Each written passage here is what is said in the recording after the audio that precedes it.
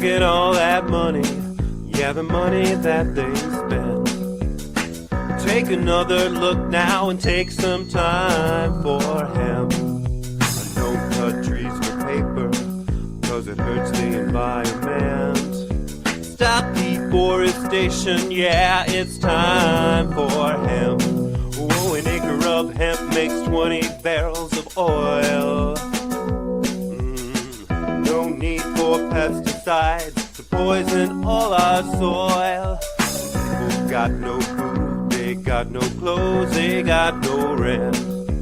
Well, right now it's time for hemp. Well, it's time for hemp. And we want to thank you for tuning into our broadcast. As you can tell, we do appreciate those who enjoy the ganja. And if you enjoy the ganja, this program is right up your alley, or should I say, right in your garden. Today, we are going to be talking about garden materials. Sweet leaf is what we like to refer to it. I am sure those of you out there understand the term sweet leaf. And also, if you like this broadcast, please hit the like button below. If you haven't already, please subscribe and share us with your friends. Do make it a point to go to timeforhemp.news and check out all of our podcasts. We have a large archive of material there that's all free to download. And now on the website, there's lots of free music that you can also download from the amazing group, The Illusions of Music. And all the songs are about our wonderful plant, cannabis. On the program today, we are going to be focusing on the sweet leaf of cannabis. But before we kick off this round of interviews, let me bring on one of my joint hosts. And don't forget, anytime you hear the word joint on the big broadcast, hit your pipes, your bongs, your vaporizers, and your joints, and take time for hemp. So let me bring one of our joint hosts onto the big broadcast. He's an author. He's written a fantastic book available on Amazon, and I would encourage you to get it. We're going to let him tell you a little bit about it. Our joint host, Al Byrne. Thank you, Casper. Hi, folks. I wrote a book. It's called For Country and Cannabis. And in the book, I do recommend you not use a bong. Even though Casper brings that up every week. And actually, I don't recommend you use a joint. My favorite, and I'll tell you why, is just a pipe, a simple Pyrex pipe. And here's why. And this is what the book is. The book is 360 pages long, and it's about my journey, if you will, through the Navy, 24 years. See, I was a CB once. And then how cannabis interfaced with the military during those years, the Reagan years, war on drugs, Just Say No, Nancy Reagan, all that crap. And then I got out of the Navy and I went to work. I ran Normal for a while, and then I ran Patients Out of Time, and then I ran Veterans for Medical Cannabis Access, and a bunch of other stuff that you can read about in the book. But in the book, there's a Canadian, Al, one of our co-hosts here, Al Graham, is a Canadian, and Mark Ware is his name, very famous physician up in McGill, and he did a study for Health Canada which said that if you smoke cannabis in a joint, you get about 10% of the product. If you smoke cannabis in a bowl, well, I'll skip the bowl. If you do it in a bong, you get about 40%. So good. And then if you do it in, like I do in a pipe, you'll pull 85 and 90%. So from a financial point of view, you want to use a pipe. And then there's the issue of your lungs. Using a bong is not good. And the reason I say that is because I was personally talked to by a wonderful pulmonary doctor, Donald Tashkin, who, if you know anything about cannabis and smoking, he's the man. And he told me a long time ago, he said that even if you're the only one that uses that bong, you will leave a bacteria there when you use it on Tuesday that'll still be there on Wednesday, and it could be bad for you, even though it's your bacteria. Don't do it. And so I'm shortening this up because we're going to get to our guests. The other ones are supposed to do all the talking here.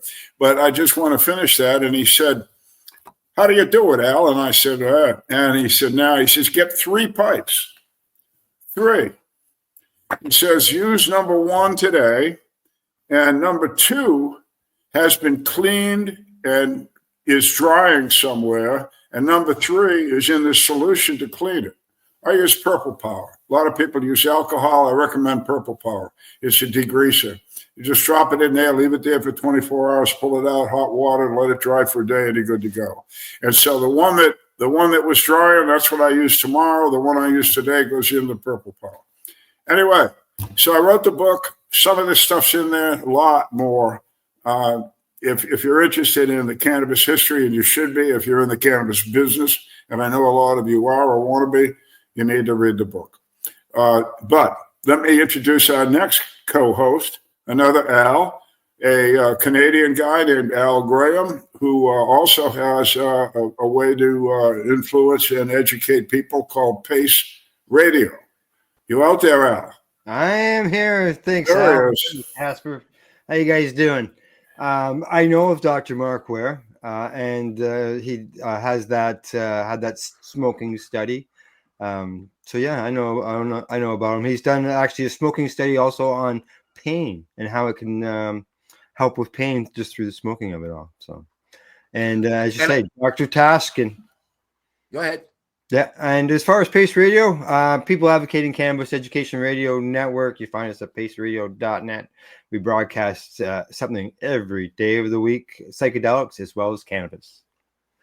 And I want to mention something about Dr. Taskin. I got the chance to meet Dr. Taskin when I was part of the UCLA study back in 1989, I believe it was, 90. And Jack Hare arranged for that. I made it possible for me to be the first person to be filmed smoking legal cannabis provided by the United States government.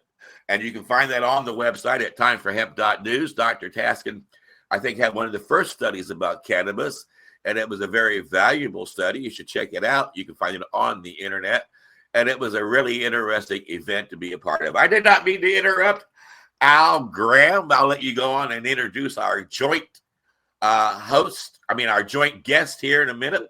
But I just want people to know that if you want to see somebody getting silly and high legally, you can go to timeforhemp.news and find that video. Go ahead, Al Graham, and bring on our joint guest. All right.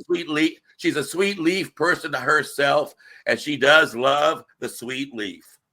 Well, I've never met our guest, Reverend Heidi, and she is the founder of the Sugarleaf Church, and she's also been in the news.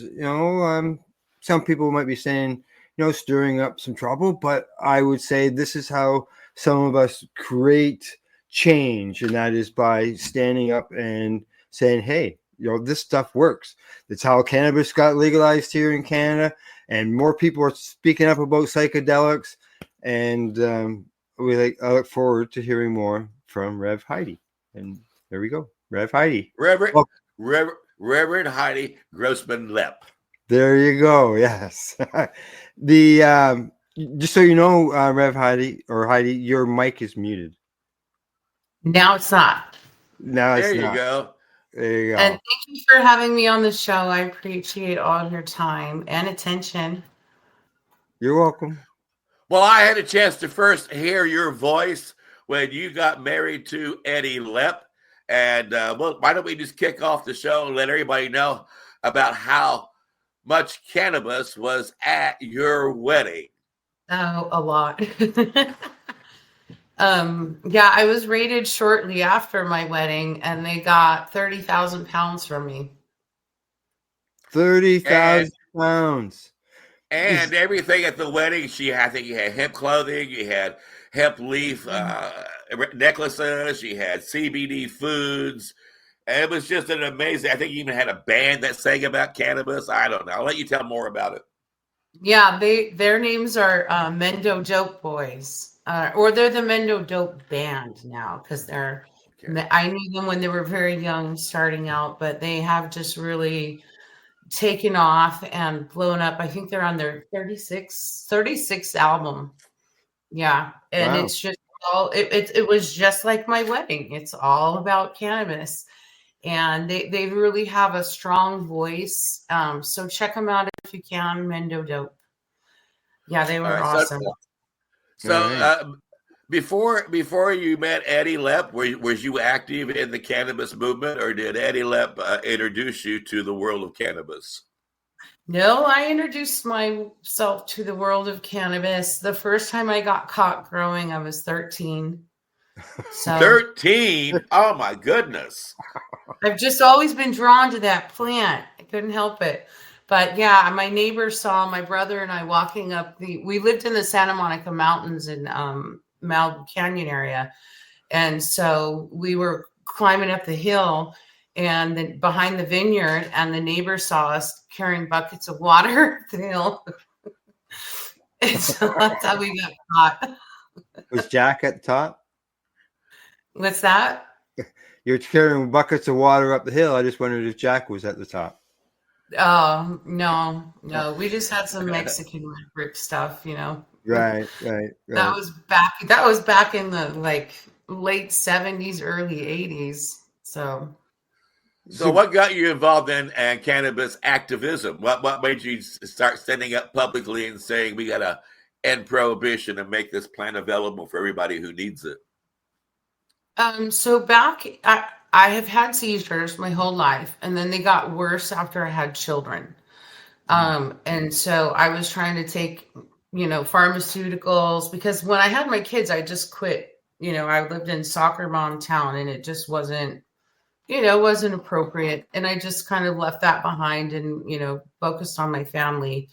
And then, my kids got a little older, and I was just really struggling getting through school. I was trying to get into law school. And so I just did a lot of research on cannabis. There were kids I was in college, and there was all these kids saying it can cure cancer. I was like, what? So I left before we knew it could cure cancer. So anyway, I looked more into it, and I just really started thinking, wow, this is good for epilepsy. So I would have 2 to 3 grand mal seizures a month. This was back in 2007. And so I decided to quit all pharmaceuticals. And then was it between 2007 and 2009, because I was playing around a bit with cannabis pharmaceuticals. And then I just quit them all and started growing my own. And I didn't have a seizure for 18 months. And I have one maybe every year and a half, maybe 2 years. Right. So yeah, it saved my life. It got me off all the pharmaceuticals. It saved my life, but it also brought a lot of shit. in costumes, looking like pigs, it brought a lot of heat, because when I do something, I strive to be the best at it. So, and currently here I am, the best at winning Religious Freedom Restoration Act cases. And I am on number 29. And I have 29 criminal cases. Yeah. Wow. Yeah, for our members of the church. So every time a member gets in trouble, I've had a couple of cases that were kind of lengthy and a struggle, but then the judges finally realized, ooh. So, number 29. But the last one we won was Las Vegas. And Las Vegas was my toughest case. It was my toughest. It was even tougher than my own case. But that case we just won. I'm so excited. But normally now it just takes a letter to send. I just write a letter to the DA. I write a letter to whoever needs to be written a letter to, and then the case usually goes away. Or the judge will throw it out. Yeah, they don't want that in the courtroom because they know I'll win. And that's, unfortunately for people like Eddie Lepp and Roger Christie, you know, and some of the people that have done some hard federal time while we were still 215 legal, right? The difference now is when in 215, when we got the Breyer ruling with Lynette Shaw, that was huge, which, you know, reinforced the Rohrabacher-Farr Act saying, no, there's no federal funding for state medical cannabis. And so that is why they never gave me a federal case, because they caught me trafficking out of state. I got caught trafficking from Florida to Michigan, California to Texas, New Mexico, Nevada. Yeah. So. Well, I know Lynette. I don't know if you know, but Lynette Shaw wrote the theme song for Time for Hemp. She saw it in Berkeley, and she saw the third segment. And at that time, we were using the Funny Reefer Man by Cab Calloway as our theme song. And I got this telephone call out of nowhere by this woman named Lynette Shaw, who said she loved my show. She thought I needed a theme song. And she asked me, what would I like for her to write? And I said, well, it became illegal in 1937. Why don't you do a 1930s jazz song? And about 14 days later, a little cassette showed up in the mail. And that's what you hear at the end of all of our programs, even to this day. Lynette went through a lot, being the first cannabis dispensary in California, well, actually in America. And she dealt with the fight with the IRS and finally won that. So she's a heck of a pioneer and quite a hemp hero in the movement. So I can certainly tell you I appreciate her work. And now, Al Graham, I know, thank you for the introduction. And I'm going to shut up and let Al Byrne ask his question, because I do sometimes have a tendency to rattle on. So the best way to shut me up is to hit the pipe. There you go, joint. Yeah, that's the best thing, Casper. Just keep smoking and shut up. Listen, Heidi, let's get our audience up to speed. Casper covers decades in sentences. Where are you physically located? I'm pretty much all over the place right now. After I won my trial, I went back to my I was with Eddie in Lake County. And then after Eddie and I had to separate, I went back up to Yuba County, and I just went up and did some healing. And I did a lot of work. I grew a commercial psilocybin farm. I learned everything I could to know about psilocybin mushrooms, because I was going to reopen the church, but I was recognizing, okay, now I'm going to need to bring forward facing the psilocybin. So that's when I said, okay, now I have to go be the best at what I'm going to go do. And I did pretty well. I was pretty successful. I was proud of myself. I entered the third psilocybin cup in Oakland, and I won out of 500 entries. All right. There you go. Yeah. Now it's time to open the church. I'm ready. So you did all this legal work. You were always in California when you were doing this work outside of the state. Yeah. So when you say they were they busted you, you mean you were actually physically carrying it? Were you mailing it? I mean, what was going on there that they chased you down? We were mailing it.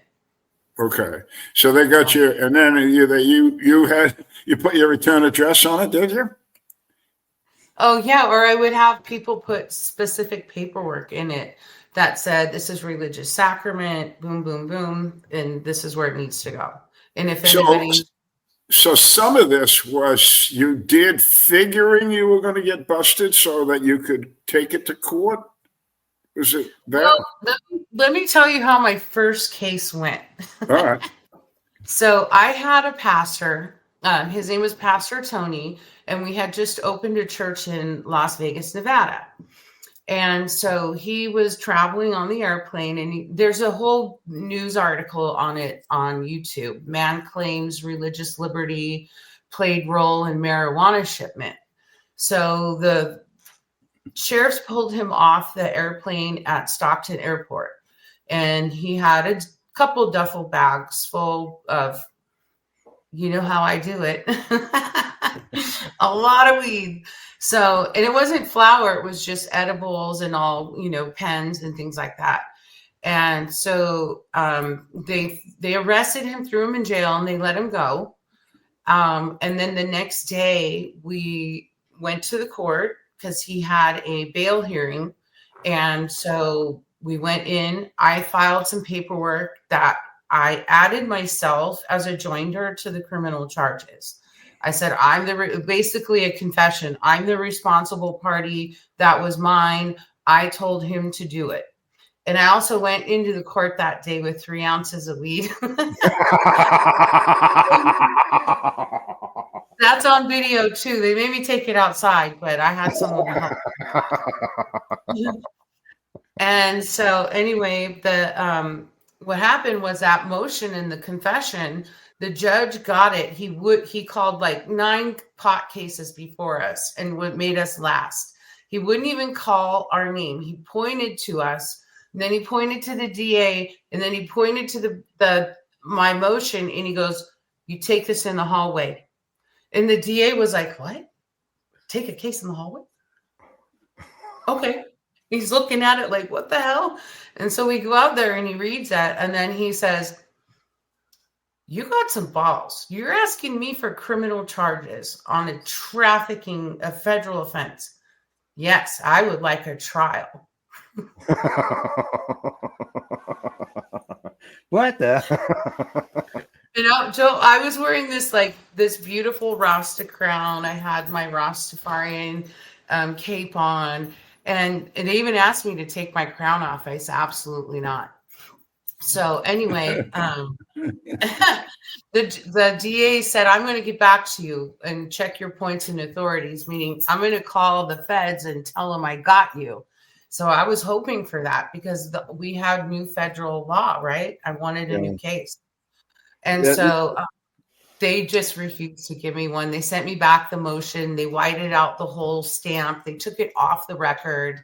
I'm like, what? You can't take it off the internet. So you wanted to go at it federally in order to make it countrywide versus something that was state related, right? On a religious basis, yes. For cannabis, right? I mean, we've won so many since then, but that was my goal.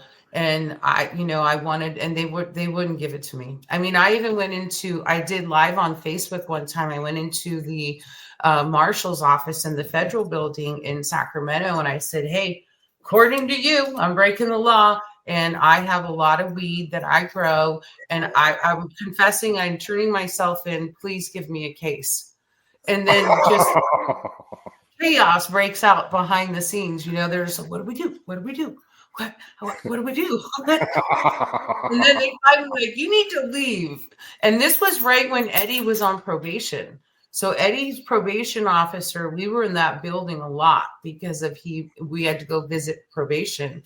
So we were consistently in there, and then we had a federal case in there. So we frequented that federal building quite often, and they were just like, "Oh, please leave." Well, I know Eddie was a lot like that. I mean, Eddie intentionally grew his cannabis out in the open so anybody could see even from the road.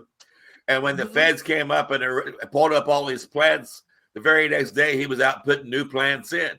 And Eddie was pretty much like that, like you. Just come on, let's just take it. Yeah. You gave Eddie a case, and I studied it. I know how to beat it. Now that I have rulings, I know how to win this case. So, and I did it in pro per too, by the way. Let me explain that to you. And I'll tell you right up front, every time I get someone, not my members, but like a rando person that is using cannabis religiously, and they find out about me and they have an attorney already, and I say, "Okay, tell your attorney, here's what you do. 1, 2, 3. We have 20 whatever cases. Ask your attorney how many he's won. and just file this and see what happens. And they go, I'm not putting my name on that. What? Like, no. And then they lose the case. They lose the case after they take those people's money. And by the way, I've never taken $1 from anybody on any 29 cases. I've done it all pro bono. And the only time I have used an attorney was with Joseph Tully. And he is our top, some people say top 10. I say top number 1 trial attorneys in our nation. And so what happened was I was in pro per through all the motions. I'm like, Joseph, I am seriously not wasting your time for the next year or two sitting in front of the judge for her to say, deny, no, deny. And by the way, Ms. Lepp, I just want to put on the record what you're wearing today. Really? They hold that against you? I drove her nuts. And yeah. And so anyway, trial was coming up and we were setting trial, and she was adamant, Mrs. Lepp, and she kept refusing to call me Reverend because I would say it's Reverend. And so, anyway, she said, I'm warning you now. You can take the plea of a misdemeanor with no probation and go home. And they offered me that 3 months in. Yeah, every time, take the deal. I'm like, no, not today, not tomorrow. So the judge was telling me that I will not be represented at trial after I wouldn't take the plea deal. And so the day of trial came, and I went to the emergency room because I was having chest pain and I could no longer medically represent myself. So I called my attorney, Joseph, and he showed up pro bono. And we won. All right. 6 weeks later, it was a 6 weeks long trial. But the best part of what came out of that trial for me when it comes to the civil portion of this case is the sergeant in charge, Sergeant Brandon Spears, said that he knew me. He'd known I'd been in the county. I had 12 properties there. And he said he raided me because I started calling my collective a church. Oh, That's funny. I mean, you think that would make him want to leave you alone more? yeah. Well, not to the people that discriminate against cannabis users as a whole, no matter whether you're medical, recreational, or religious. People discriminate against our culture. They have discriminated and called us dirty hippies, of all things. So, Reverend Heidi, I think we need to explain, I assume, because I don't know, that you're a Rastafarian. You've referenced that. Is that true? I do practice Rastafarian beliefs. I was born and raised Christian. I've embraced the Jewish faith. I've embraced the Buddhist faith. I embrace anything that is like positive, and life-changing for people.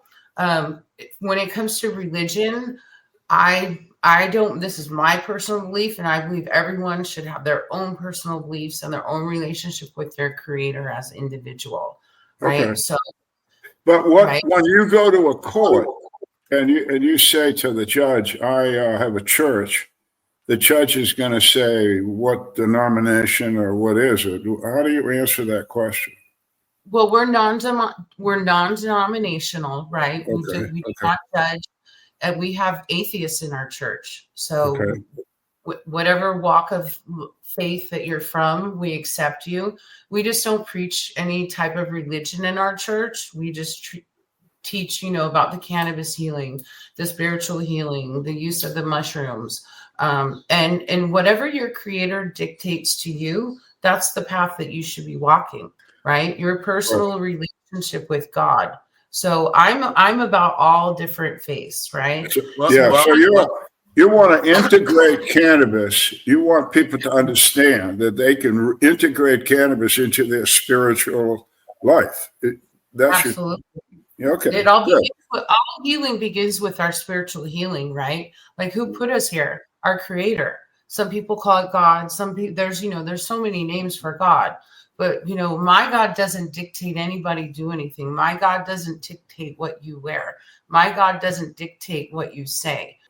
Well, Heidi, there is a heaven for atheists. I don't know if you knew that. There's a heaven for atheists. There's nobody there, but there's a heaven for atheists. Absolutely. So now you tell me that you got busted shortly after your wedding with 30,000 pounds of cannabis. That's absolutely amazing. Is that like, did Eddie just harvest a crop or something? Or is that just what you just normally buy each week to get you and your friends high? What's up with that? Well, at least we try religiously. Keep trying. Yeah. So how I got to that number, well, let me just say, when Eddie came home, he was not allowed on any type of cannabis farm. So I had to go through just some pretty strict scrutiny from the feds to let him come home to my house. So, and the first thing that the probation officer said when she walked us in, "Smells like marijuana." So anyway, we finagled that and we got him home. So yeah, he wasn't allowed on any farms. But while Eddie was gone, when Eddie left, he was the largest cannabis church, right? And so by the time Eddie got home, I had set up 365 farms in our collective network. So I will do all their legal paperwork, keep them papered up, put stuff wherever they get rated. Make sure they take a picture of that. And then, we were really forward facing, very transparent with law enforcement, with the federal government. Here's exactly what we're doing. We went through 20 raids. So on those 365 farms, I think I was around 350 farms when I got raided in Yolo County with an agency called Trident. So I paid the county money. I wrote the ordinance, helped them do it. I'd spent all my time, of course, my resources, my contacts, all to be raided. Wow. I was the executive director of for Yolo County at the time too. So I was just like, nope, I'm gonna go with Eddie and I'm gonna follow his guidance. Because I used to talk to Eddie every day in prison, and we would talk about our faith. We would talk about his case. And I had just been learning the law, because my first raid, I was in law school. And then I decided, you know what? I'll find another way, because then I have nothing to lose. I don't need a law license. If I go into court, they're going to take it from me anyway. So right. I got work for nothing. So I just kind of followed and led, where the Spirit took me.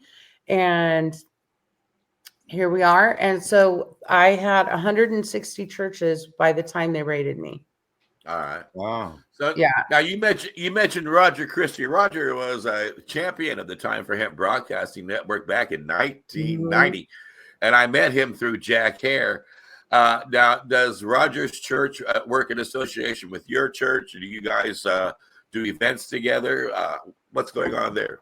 We just did a little work. It wasn't necessarily together. We did it as a group for Deschedule Earth. Okay. And Roger was discussing, his plight.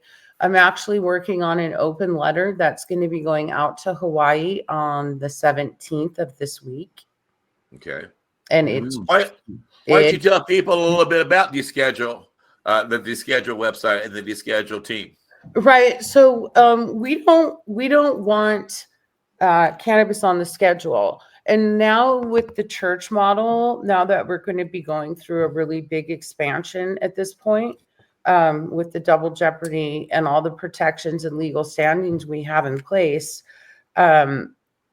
we want to, get people on board to understand that scheduling cannabis is wrong, that it's God's divine gift to us, we the people, and it belongs to us, right? Regulations and taxing. Not only that, when you do that to that plant, when you do taxing and abusing and regulating and controlling God's gifts, it's never going to come out well for you. You know? Let me jump in here just for the audience and maybe you.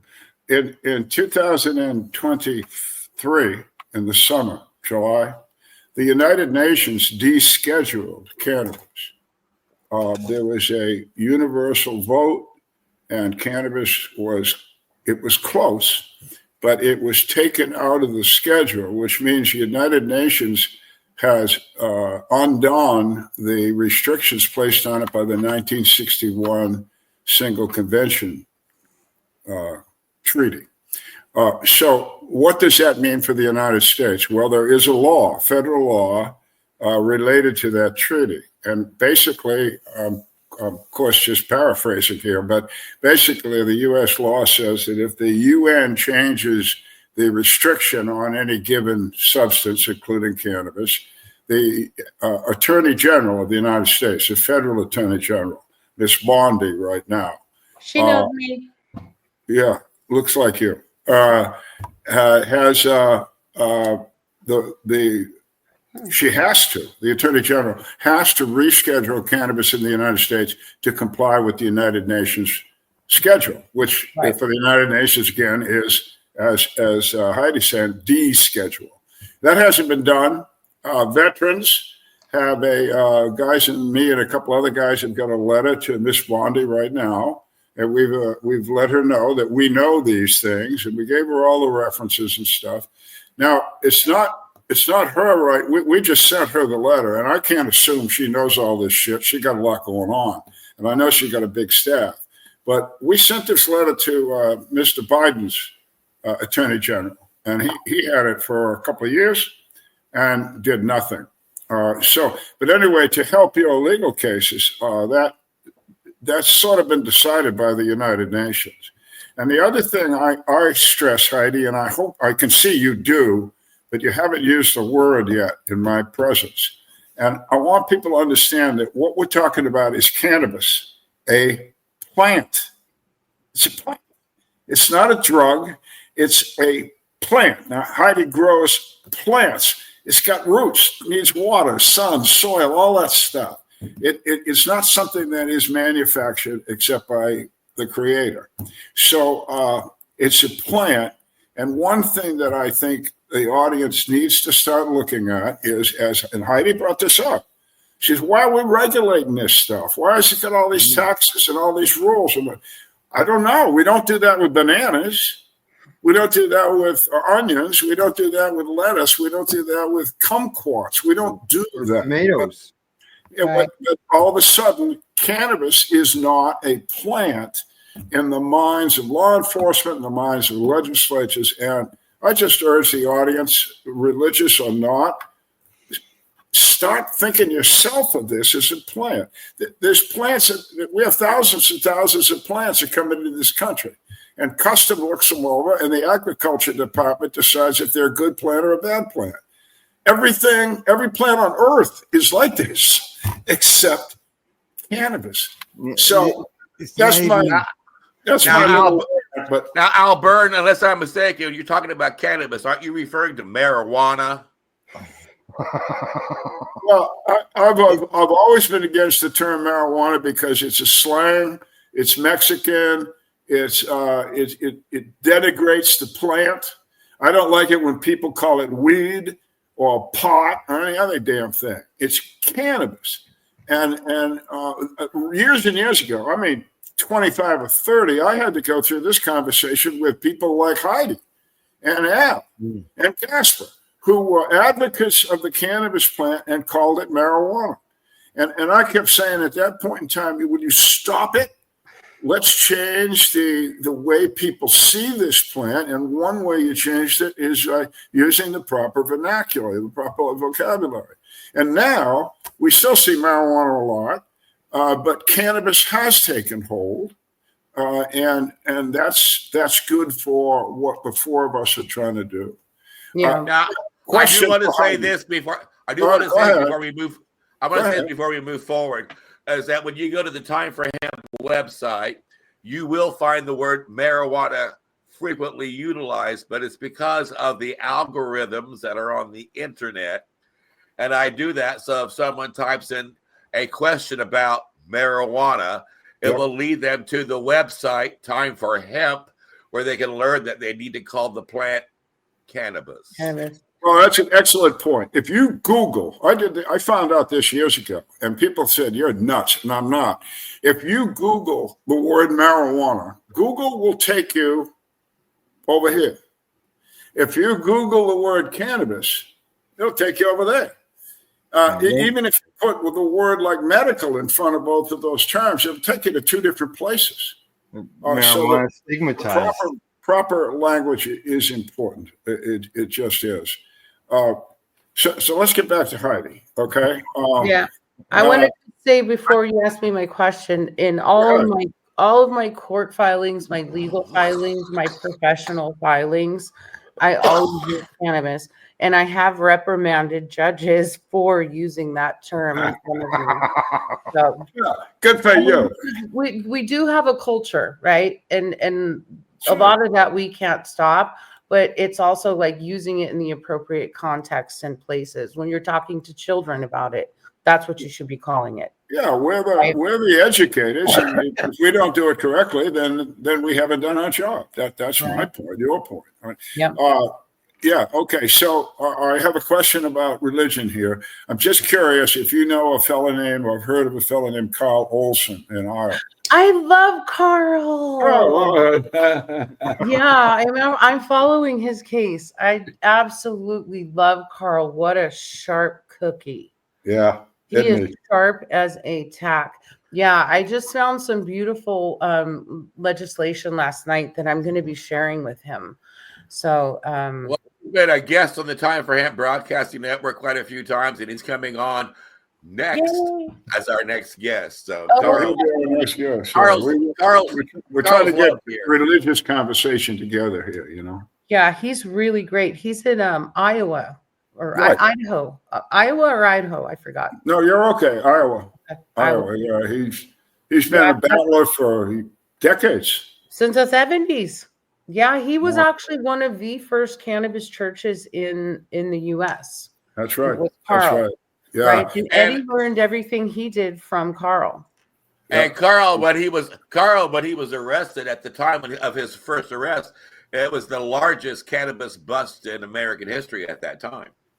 And then when he got out of jail, he never smoked cannabis, but he fought for it. He made sure that he never smoked it. He wanted to never give them a chance to arrest him again. He wanted to stay on the outside so he could fight those guys that put him away in the first place. Yeah. He told me that too. That I asked him. I said, "You got to be smoking pot, man. You need to." I'm not going to do it. I'm not going to do it. And the same thing Casper said. He said, "They're going to ask me, Al, every time I go up in front of some committee or some cop, he's going to say, 'Well, you're a pot smoker.' No, actually, I'm not. And you're keeping me from being one, and that's against my religion, and you're screwing with me." Yeah. So I got to give Carl. He's an amazing guy. Yes, he is. And again, we'll be talking to him next week. But I'm glad you know him. If not, I was going to put you together. Forget it. Yeah. All right. So let's go back to what are you actually doing now? So currently, I am in Michigan. I have a church brick and mortar in Midtown Detroit, and it is a lounge as well. We have classes, we have lunch and learn, we have Sunday services, we have reggae nights. So we're trying to get the community active and together, providing them some education. Excuse me.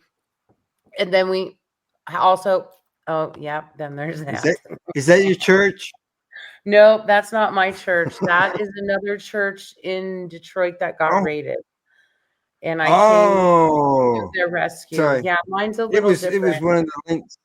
Yeah, that's the Psychedelic Healing Shack. That belongs to Dr. Robert Pismenti, and he got raided. So I've been helping him out. We have a federal case going with the city. So I'm on it. Well, with your church painted like that, I can only assume you would draw the attention of the authorities. I'm just saying. Yeah. So, well, the double jeopardy is my saving grace. There's nothing you can't arrest me for doing the same thing I did last time with 365 farms, 160 churches, and I'm doing it again. I might have taken 5 years off, but they followed me. They knew where I was. They knew what I was doing. I actually had some conversations with some alphabet crew, and I went to meet with them over somebody tried to rob me, and they intercepted. They saved my life. So anyway, they're not interested in the cannabis anymore. The alphabet gang, they could care less. What they care about is fentanyl. The good people, let's just say the good people anyway, and there are some good people in the alphabet gang fighting for us. I can promise you that. They say I agree completely. You talk about descheduling. I don't know if that's a good thing or a bad thing. Now let's think about this. You talk about tomatoes. If I'm going to get some ketchup or some tomato soup, I'm going to want somebody to inspect that to make certain that I'm not eating anything that I shouldn't.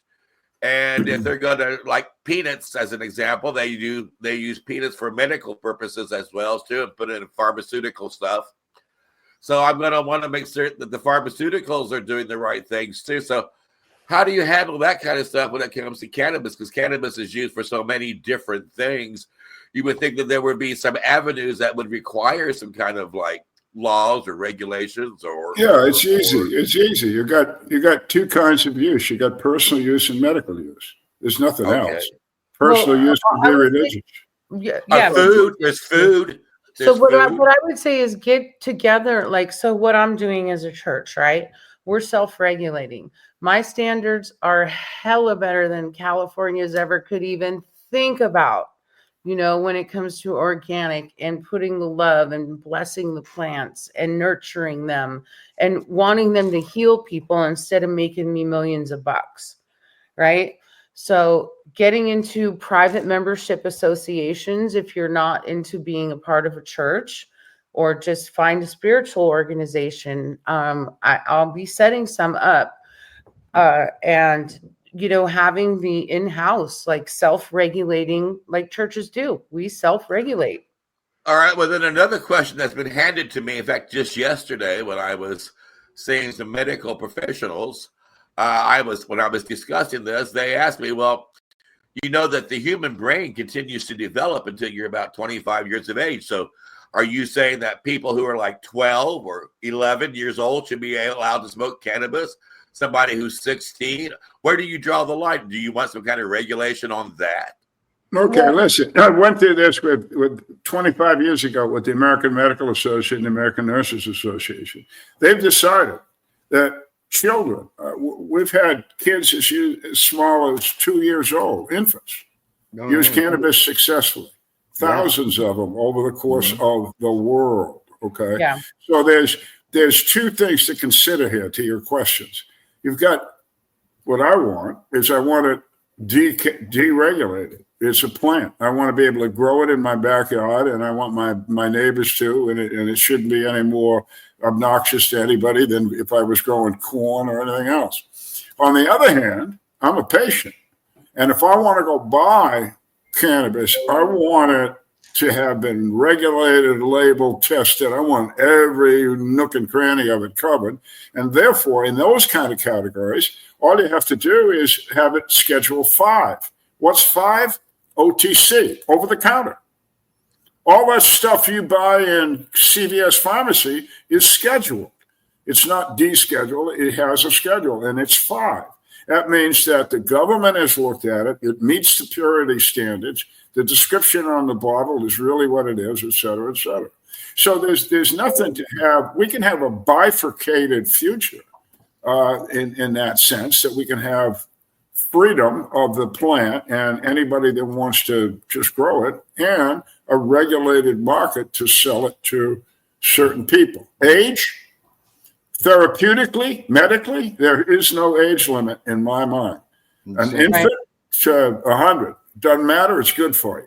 If it's good for you, it's good for you. And then as far as recreationally, I got to leave that up to the parents. We're up here in Canada, yeah. I'm not going to pass a law to anybody that says you can't have your kid smoke a joint at 16 or you got to make them wait till 20. That's not my call. That's a family call. So I just leave it alone. Yeah. Federally here in Canada, we're at 18. And the provinces can set their own age. Most of them have done a 19, and Quebec is at 21. But nobody's at the 25 mark. Yeah. Well, I know there's a lot of people in the audience who would ask that question, so I had to. Yeah. No, and we've heard from Heidi. She doesn't have any regulations that she lets people live their life. That's what I'm hearing. yes, but when we have storefronts and we have commercial operations for the church, we have extremely strict protocols in place. Oh, what is it? Or we are all organic. We are making sure that we have great genetics, right? Making sure that all our SOPs are in order, making sure our growers are in good spiritual health, making sure we visit the plants every month and do blessings and ceremonies. We also have during with the brick and mortars, we have very specific SOPs, certain language, certain things we do and we don't do, internal stuff that you'll have to come to one of our churches when we open near you. Yeah, I'll be there. Sure, why not? So Michigan now, I've been hearing from folks that come down here in Florida to visit frequently from Ohio, that they drive to Michigan to buy their cannabis, even though it's legal in Ohio, because of the price is supposed to be very low there. Is that? Oh, they're doing a corporate squeeze out for the smaller shops. I guess they grew way too much weed this year. The prices are dropping. The taxes are going up. It's unsurvivable. The little guys, it's unsurvivable for because they're going to end up going under or getting bought out. And they're doing it on purpose. Big corporation wants to take over. The war is still on cannabis, our natural medicine. They're not ready to let it go. They're never going to let it go. They're going to kick and fight tooth and nail. But as long as we keep standing up and organizing against them, we will get it back. Like with me, my church. Join my church. If you get in trouble, I'll come for you. If you want to have a branch and do a commercial operation, then you can go through my vetting team and we make sure you have the COAs. We make sure that everything is in place, that no one's stealing water, no one's stealing power. All of it is beneficial runoff, all types of things like that. We make sure. So we were the shining star of California. Like almost all of my farms were organic. Not all of them. We were working on some of them. But even in my trial, like the DA was like, she had the best weed in California. She was getting $30,000 a pound. What? And I was like, well, that's not true. That's not true. But I don't think so. Yeah. I don't think so. when I come after you, I'll take $3,000. Well, Michigan's really interesting history with cannabis. When I was a kid, Michigan was, I think, the only state that had legal cannabis at the time. You could, some places it was, and some places it wasn't. You could even go into a bar and buy it. And then all of a sudden they outlawed it. Then they halfway legalized it. Then they outlawed it again. And then now they made it all legal. So it's really an interesting history in Michigan. What's going on with these laws there now? Well, I was just at Michigan Hash Bash, and funny you asked that. I have one of the top lobbyists for Michigan Weedsters sitting right here next to me. Would you like to ask him? Is it Marvin? Is it Marvin? Rick Anstis. Hi, how are you? Rick. Hey, Rick, do you remember? Do you know Marvin from the party? Yeah, everybody's got to know that guy, right? Well, next time you talk to Marvin from the party, you tell him I said howdy. I'll do. Yeah, me too. I haven't seen him for decades, but yeah, the party, man. He was always fun to have around. He was. Anyway, so what's going on there in Michigan with the cannabis laws? Oh, it's the same atrocity that it's always been. We were duped into bending the knee to recreational, and I liked what you said earlier in the sense of using cannabis versus marijuana or pot or dope or whatever. It's the language. So what really screwed us up medically here and has really oppressed us getting to the patient and the information to the patient is recreational. So the word itself is destroying everything, the essence of the plant. So I'm really trying to push back on the medical aspects and the things that got us here, which was medical, and it was the testimonies of the people that came from everywhere in the state of Michigan. We had 324,000 signatures on a ballot that the state said they didn't want to, go get it if you can do it, and we did. And they even put it to a vote in the state of Michigan. You actually get to write the law. So we even wrote this law, and it's still been just twisted upside down and full of lies and minimize the opportunity and the education of this plant. And people still get raided, of course. And my hands are up for Oklahoma. Everybody in Oklahoma, continue doing what you're doing, because I know they voted it down the last time it came through recreational. And if they can, anybody that's in that position should continue that.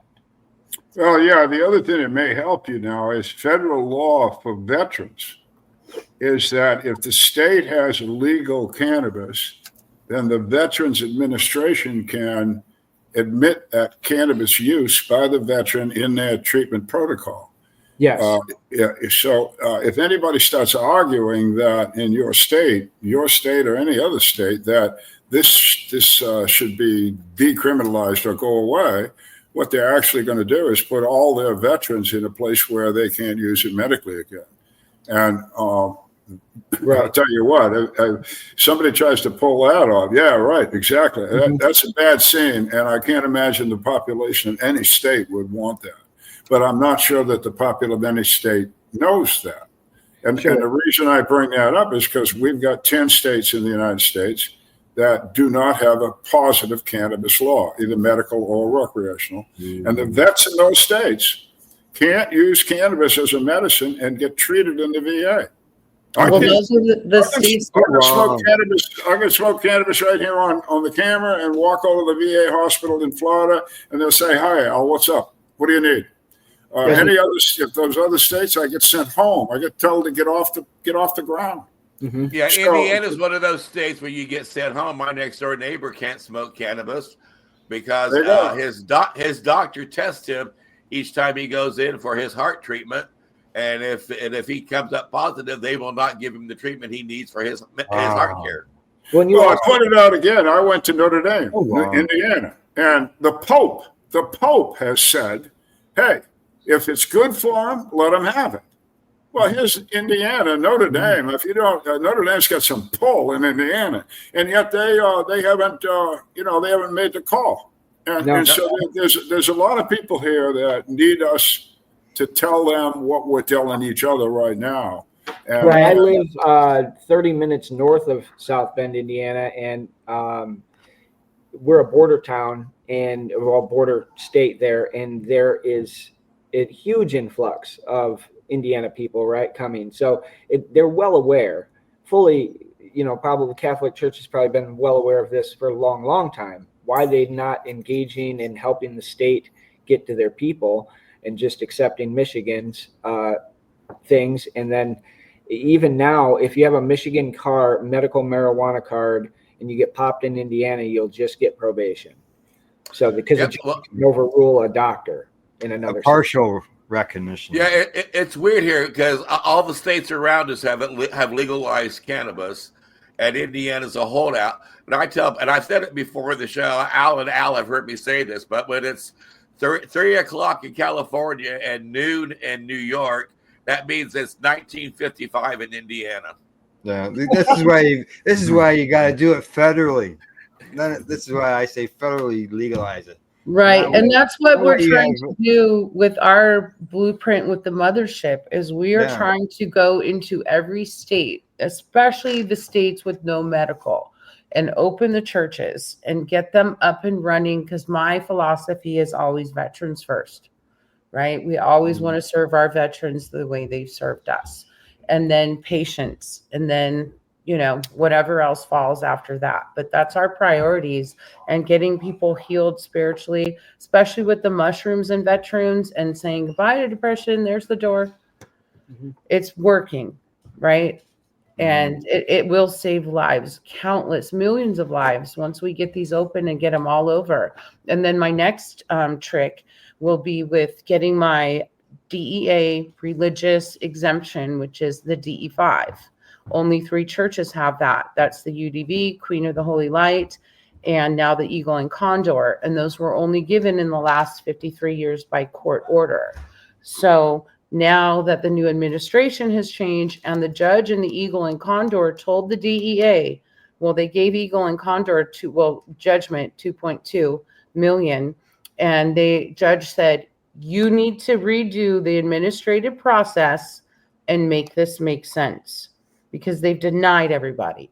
So that is in the works. Of course, the DEA, you see how long it takes them to do anything. But the DE5 religious exemption allows you to import and export Thailand, Uruguay, Jamaica, Paraguay. So other countries are now opening up with that. So I'm hoping to be, I asked them, can I have mine now? No, just wait. But things are looking good, you know, when we get to that point of getting that actual certificate. How long are you looking? Like, what's that process like? I would say 18 months. And if they don't give it to me by then, I'll just make my own and get a boat and go, bye. Take me to court. I'm a pirate now. Yeah, I'm not sure the urgency is seen by people that you're talking about. 18 months, and they're in a process. And I'm a veteran, and I'm watching 40 or 50 of my brothers and sisters die by suicide every day. How many are we at now?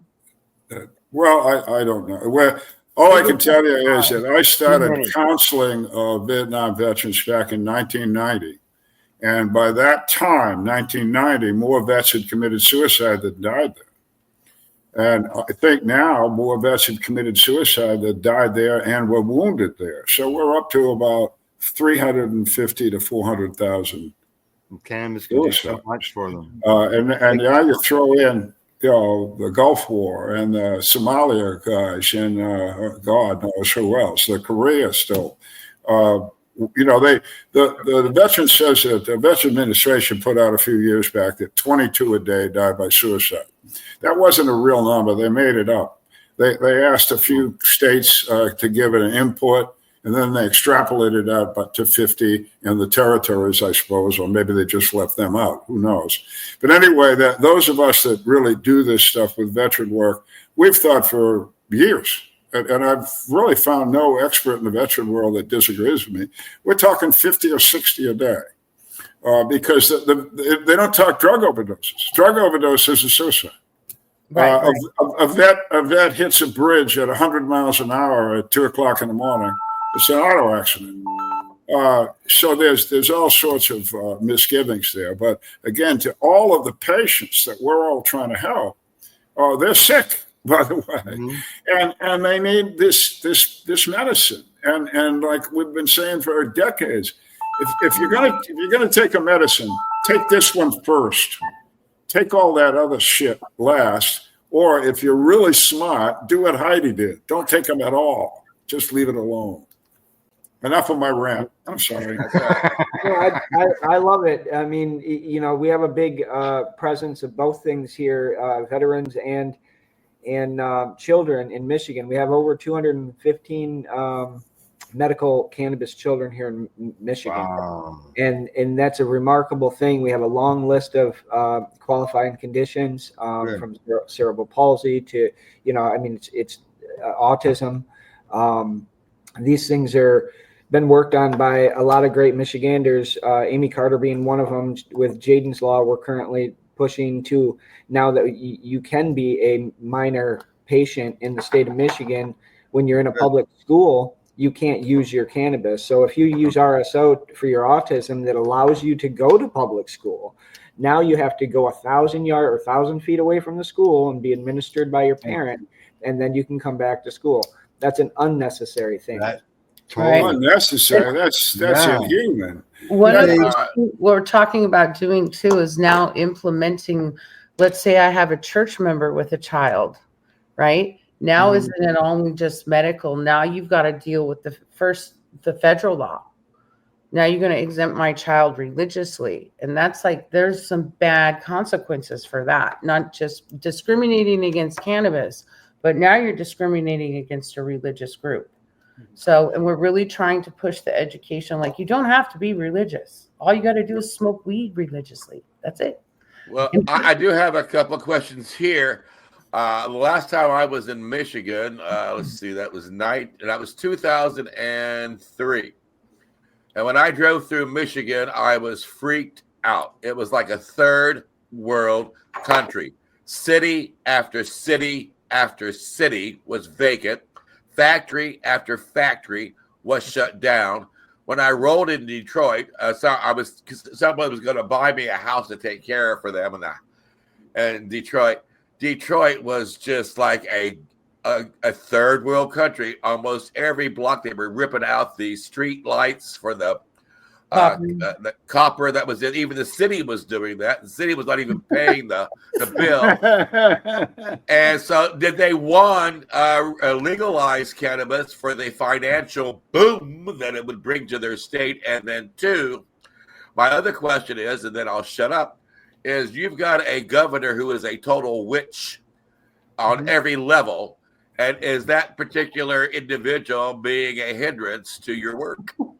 So Yeah. Did Michigan re-legalize it for the financial boom? And do you have a witch standing in your way? Yes. And we did it for the people. So the way I interpreted the law that I voted for on the recreational side was that it was going to be given to people like myself, our opportunity. Where it first went south was in the early writings of it, or the final writings of it, of the law. We compromised at the table. I don't know who was at the table, but we did a 2-year wait on any out-of-state interest in our industry, right? And the first license that came online was 18 months later. So what we should have done is said 10 years, 15 years, 20 years, give us our goddamn industry, give us our opportunity that we fought so hard for, but we didn't do that. So that one right there really, really screwed it, because that's when the outside interest came in. That's when the outside money come in. And we could have done this $3 billion industry by we, the people of the state of Michigan, and all prospered and had new homes and living fat. But we chose to go the other more corporate route. And I truly believe that has everything to do with Gretchen Whitmer, Dana Nessel, and her entire horde of people that run our state. I don't know where the money's going. I look and I'm digging. There's a lot of general funds. So all of the metric money, all the fines and fees, they go to the general fund in the state of Michigan. I don't know what that means. I know it's got a lot of broad abilities, but yet we're still short $470 million to fix the fucking road 6 years later after she campaigned on it. So, and now she's also thinking about doing what they're doing in New York, which is to basically put a toll on downtown. So after 10 a.m. or 10 p.m., if you're downtown area, you'll be told $30 or whatever. That's what they do in New York and Manhattan. It doesn't make any sense. So hopefully there's a awakening and our people are going to start pushing back at this. Yeah. Well, we have been on for quite a while now, and it's time to wrap up the program so we don't lose our audience. Is there anything, Heidi, or you and your buddy want to say to the audience before we say so long, farewell, bye-bye? Yeah. First, thank you for your time. I hope it was very well spent. And I would just like to say thank you to all our veterans. Always remember them for their service. Not only them, our cannabis war veterans as well. We have a lot of POWs still sitting in cells, and we need to get them out. Descheduling will do that, or church at some point if people got on board. And yeah, just I really appreciate your time, Casper and Al. So thank you all so much. It was our pleasure. And, It really was. And with Heidi being up in Michigan, she's on the border of Canada. And so that's really exciting. So that when Canada becomes our 51st state, we'll be able to welcome them right in, right? And with that said, I'll pass the baton over to Al Graham. He can let everybody know about Pace Radio Network. Pace Radio Network, people advocating cannabis education.net. We do interviews with patients. We have discussions. And we also have show programming on psychedelics as well. And seeing a big push in everything on the psychedelic end in the news. And people are wanting to know more about it. We help spread the word. Al, Byrne, remind people about your fantastic book because it really is a valuable read, and I encourage everybody to go to Amazon and get it. Yeah, thanks. It's Amazon, Barnes & Noble, Apple Books. It's everywhere that you buy a book, especially online. For country and cannabis, for country part, I did 24 years in the United States Navy. I'm very proud of that. The interface of cannabis with the military over those 24 years is sort of the first third of the book. And the last half is it's two things. I hope to the reader, I hope it's a history lesson and an educational book. It's 360 pages long. So if you don't like to read, skip it. But if you really are in this cannabis world, you need to understand how you get to where you are today. And that's what this book lays on. How did this really go down anyway? How did we get here? Because most of the people listening to this show do not understand that 20 years ago, it was hard. 40 years ago, you went to jail. So you need to understand how this all happened. And more importantly, who did it? The majority of the people I write about in the book back in the 80s, 90s are dead. And I wanted them to be remembered just for who they were, heroes, heroines. And I wanted you to know what they said. And that's the other reason that Casper and I are doing this Time for Hemp. He mentioned it, but it's very important. Time for Hemp not only is going to have you see this show forever, but it's also going to have an archive that you can dunk into, and you can hear from these experts, men, women, patients, whoever, about why they used it, how they used it, and what it did for them. And it's all in the book. The other part of the book is that same education. There's hundreds of pages there that explain, usually by using a patient to tell a story, why cannabis works for epilepsy, why cannabis works for any kind of spasticity problem, why it works for Crohn's disease, sickle cell. All of this stuff is discussed in the book and giving you a little bit of idea of what this plant's really all about. And you will see that I continually refer to it as a plant. I continually refer to it as a nutritional plant as well as a therapeutic plant. It's a good book. I don't make much money on it. I make a couple of bucks. You buy it, I make $2. I'm okay. I don't need the money right now. But I want you to buy the book. And if you're a cannabis patient, if you're a professional, MD, RN, LPN, somebody that runs a dispensary, a bud tender, you ought to know what's in this book. And Al is right. We have an archive that is amazing. And it is the reason why I continue this work. There are people who have come on to Time for Hemp, and they came on just shortly before they passed away. And they did so that everybody would know how cannabis helped. And they wanted to make certain that their voice was added to that and would always be heard. And that is why I maintain the archives, is so that their voices will always be heard. If you go into our archives, you'll find several interviews from Eddie Lepp, Jack Hare, and many other people who are no longer with us, but they are the pioneers of this movement, and you hear how they struggled. Eddie came on shortly after he was arrested the first time for growing cannabis, and he came on the second time, and the third time he was arrested, and shortly before he went to jail and right after he got out. And you hear the history of the movement growing over a period of time, and you begin to understand the struggles that these people faced, real struggles in their path in life. And that history is of real value.